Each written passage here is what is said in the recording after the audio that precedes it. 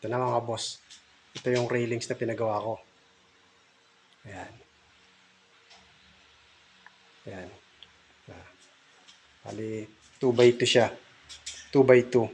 Tapos yung kapal niya, 1.5. Ayan. Ayan ang ginawa ko. Ito yung glass clip. Ayan. Tsaka ito naman yung cover. Mamaya, papakita ko sa inyo yung mga presyo niyan. Tapos yung total ng lahat ng inabot. Ayan. Ayan ang gawa. Ayan. Ayan. Bali, paikot siya. Paikot pataas. Ayan.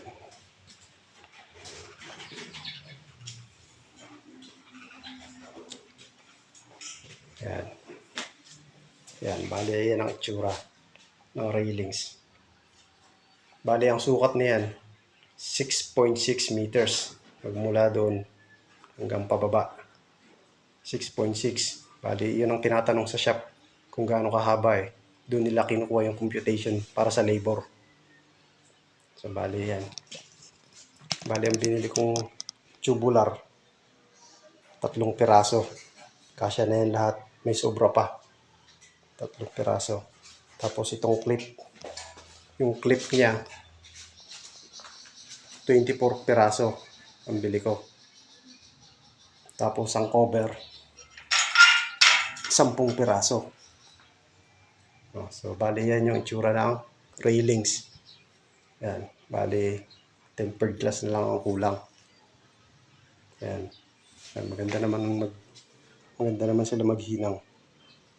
Ayan. TIG welding.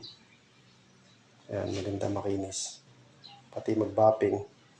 Maganda sila magbapping at magpakintab. So, yan ang itsura ng railings. Ayan.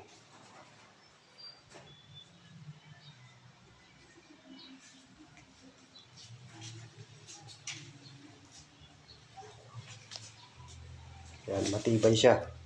Matibay kasi hinukay nila yan. Tapos, winelding nila sa bakal. Sa pinakabakal ng hagdan. Kaya matibay. Kaya hindi mo basta-basta maalog. Yan.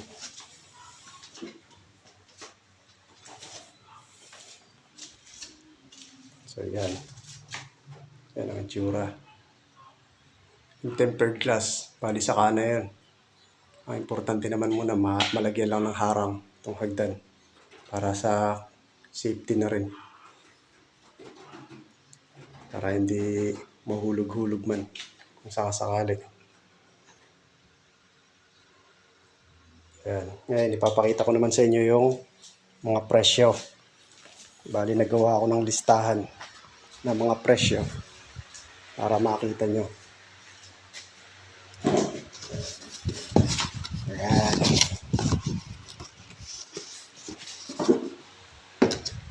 Bali, yan ang presyo.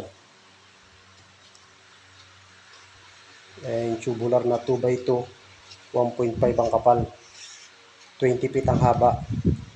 Ang presyo ng bawat isa, 2,340. 3 piraso ang binili ko. Bali 7,020.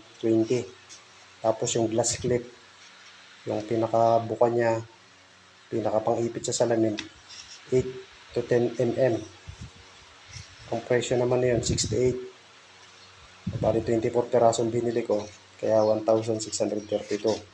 Tapos yung pinaka-cover, yung sa pinaka mga poste, bali 10 piraso binili ko, 95 naman ang isa na yun. So, 950. So, bali yung total ng materials na binili ko, 9,600. Tapos yung labor na yun, ang siningil sa akin, 14,000. Bali 2 days lang nila ginawa yan. 14,000 ang binili. Ang siningil nila sa akin, sorry. Bali ang total ng lahat na nagastos ko dun sa railings, 23,602. Yun ang naging total na ginastos ko. So, kaya kung balak nyo din magpagawa ng ganun, yan na, may idea na kayo kung magkano aabutin.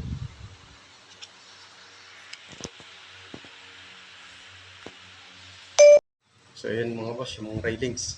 Bali yung 23,000 nyo, ganun ang palalabasan. Tubular na stainless.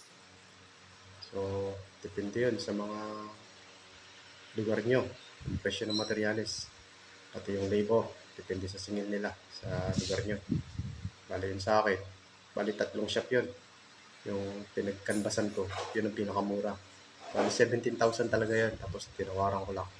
Kaya naging 14. Tapos sa materials, nakita nyo naman, walang design. Simple lang. Tubular lang. Mas mapapamahal kayo kung lalagay nyo pa ng design. Kaya yung pinakita ko, simple lang. Tapos yun ang naging gastos sa labor at materials. Bali boss, yung pagbibideo ko na to, update lang sa mga gagawin. Hindi naman tayo magiging full-time na vlogger. Kaya ako full-time vlogger. Bali, kung may gagawin lang dito sa bahay, i-update ko, i-upload ko para makikita nyo kung magkano yung magagastos sa materials at sa labor ng parte ng bahay na yun. So ngayon, ang bala ko naman ipagawa ay yung Jetmatic. So i-update ko kayo ron mga boss sa mga materials na mabibili saka sa labor. So, sa susunod na upload. Salamat.